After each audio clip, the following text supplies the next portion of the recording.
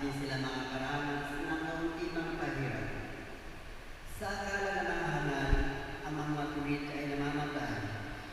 Iniisip nila ang kamatayan ay kapahamakan at ang pagpanaw nila ay tuloy ang kablaw. Ngunit ang totoo ay sila'y nananahimik na, bagamat sa tingin ng tao, sila'y pinawasahan. Ngunit ang totoo ay sila'y nasa buhay na walang hanggan. Ang kaunting pagtitis nila ay tutubasan ng malaking pagpapala. Napatunayan ng Diyos na sila'y karapat-dapat. Sila'y kanyang sinubok tulad ng pinto sa tunawan, kahit sininanggap niyang parang handog na sinunod. Pagdating ng panahon para natipalaan ang kanan, maghihinging silang parang ingas na nagliliyab na dayanin. Sila ang mamamayani sa mga bansa sa daigdig, at ang Panginoon na mag-ahari sa kanila magpakilanman. Ang mga nagtitiwala sa Kanya ay makaunawa sa Kanyang pamamaraan, at ang naging tapat sa Kanya ay mamubuhay na kasama niya sa Kanyang pag-ibig, sapagkat siya mabuti at mawain sa Kanyang mga hinirang. Ang salita ng Diyos. Salamat sa Diyos. Salmong tugunan, sa piling ng poong mahal, ako'y laging mamumuhay. Sa piling ng poong mahal, ako'y laging mamumuhay. Totoo na't may bibig, ngunit hindi magsalita, at hindi rin makakita, mga matang sadya-sadya, at hindi rin makarinig ang kanilang mga tahinga, ni hindi rin makaamoy ang ginawang ilong nila. Sa piling ng poong mahal, ako'y laging mamumuhay. Laging buhay ang pag-asa, patuloy ang pananalig. Bagamat ang aking sabi, ako'y ganang nalupi. Bagamat ako'y takot, nasasabi ko minsan, wala kahit ang tao na dapat pagtiwalaan. Sa piling ng poong mahal, ako'y laging mamumuhay. Masakit sa kalooban ng poon kung may papanaw. Kahit ito ay isa, labis siya magdaranda.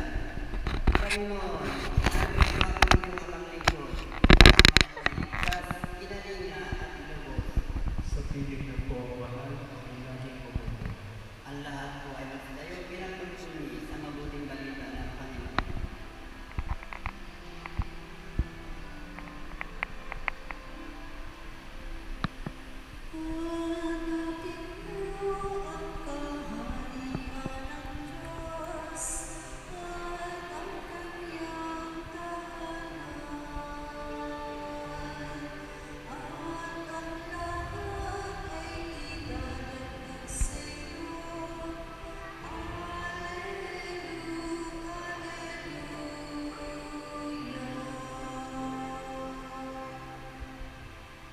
Sumainyo ang Panginoon At sumayo, ang mabuting balita ayon kay San Juan. papuri sa iyo, Panginoon. Noong panahon iyon, sinabi ni Jesus sa kanyang mga tao, lalapit sa akin ang lahat na ibinigay sa akin ng Ama, at hindi ko itataboy ang sino mang lumapit sa akin, sapagkat kami bumaba mula sa langit, hindi upang gawin ang kalooban ko, kundi ang kalooban na nagsuto sa akin, at ito ang kanyang kalooban. Huwag kong pabayaang mawala kahit isa sa mga ibinigay niya sa akin, kundi muling buhayin sila sa huling araw. Sapagkat ito ang kalooban ng aking Ama, ang lahat na makakita at manalig sa anak ay magkakaroon ng buhay na walang hanggan, at sila'y muling kong buhayin sa huling araw. Ang mabuting balita ng ating kaligtasan. Pinupuri ka namin, Panginoong Jesucristo. Ang lahat po ay Magandang hapon po sa inyo lahat. Ako po at ating mga kapatid dito sa Katedral ay taos-puso nakikiramay sa mga naiwan ng ating mga kapatid na si Nanay Auring. Alam niyo po, siguro napapansin ninyo, ang iba't ibang pamamaraan ang pagsasabi ng isang tao ay namatay na. Sa wikang Tagalog, di po ba? May salitang sumakabilang buhay, ano ba?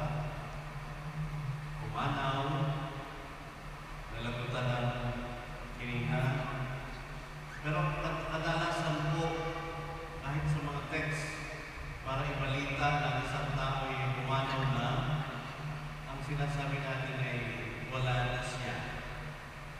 Wala na si Nanay Auring. Wala na. Bakit po wala na?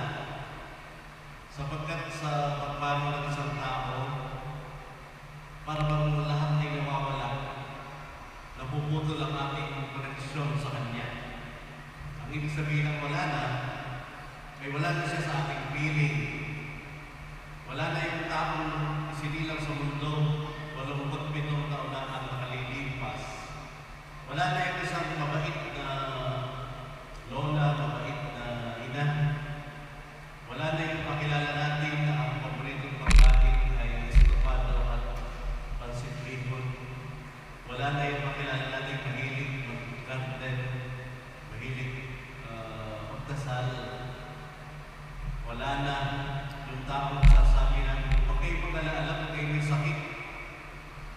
Yung inyong ubo, yung inyong sipon, hindi yan tagariyan sa inyo. Kaya yan ay alis din. Wala na ang kanyang mga sinasabi, wala na ang kanyang mga ginagawa. Yun po wala na. Pero ang totoo, may pangayag sa atin ang Panginoon sa Ebanghelyo. Hindi mo napansin na kahit meron Ebanghelyo pwede namang basahin, ay humingi ako ng isang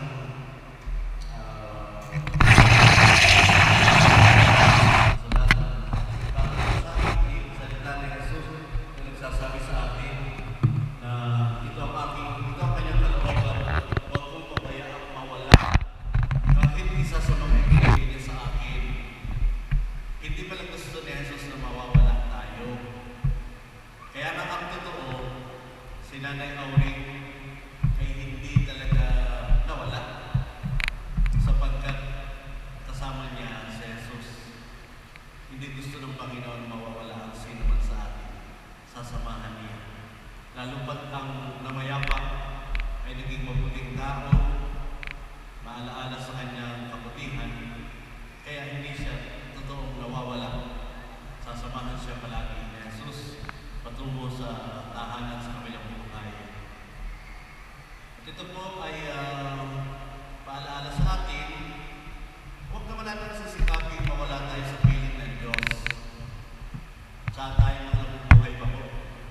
Ang isang paraan kung paano tayo mawawala sa piling ng Diyos kapag tayo nagkakasala.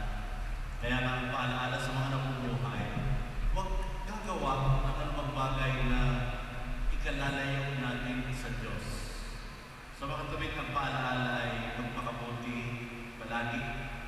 Alam niyo po, pininilayan ko rin yung kanyang pangalan, Aurora. Salitang Kastila, nang ibig sabihin ay bukang liwayway.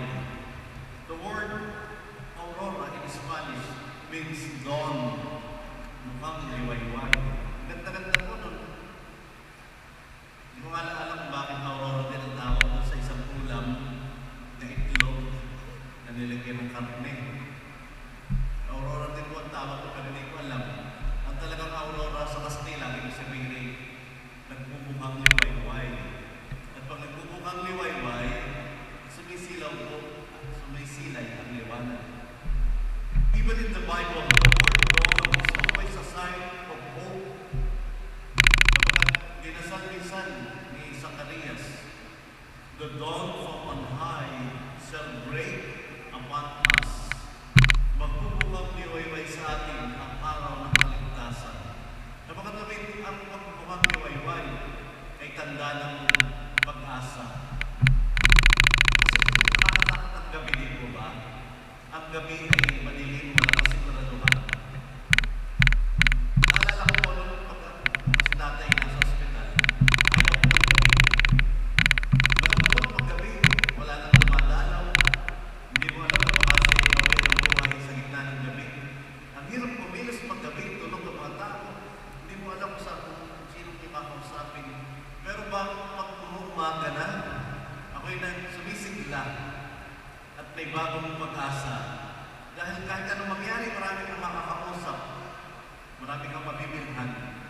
So talaga pong pagdating ng umaga sa bukang liwayway, laging nagpapalakas ng loob at nagbibigay pag-asa sa atin. Ang tinutukoy talaga ni Zacarias doon sa tinatawag na canticle ay ang pagmumukhang liwayway ng kaligtasan natin. Hindi pala dapat katakutan ang kamatayan, sapagkat ang kamatayan ay mukhang liwayway ng bagong buhay sa kabila sa piling ng Diyos. Do not be afraid of death, because death is a dawn that opens the possibility of new life, and that is not earthly life, it is life eternal. Kaya po si Nanay Auring sa kanyang pangalan ay sumapit na sa mukhang liwayway, sapagkat haharap na siya sa Diyos at ang kanyang pupuntahan ay talaga pong maliwanag, puno ng pag-asa dahil ang naro'y kapayapaan, dahil ang naro'y pagmamahalan. Muli po, makikiramay ko sa pamilya. Kasama po ang aking panalangin para sa Yumao, para sa inyong lahat. Iniiwan ko ang hamon para sa ating sarili at para sa ating lahat. Huwag po tayo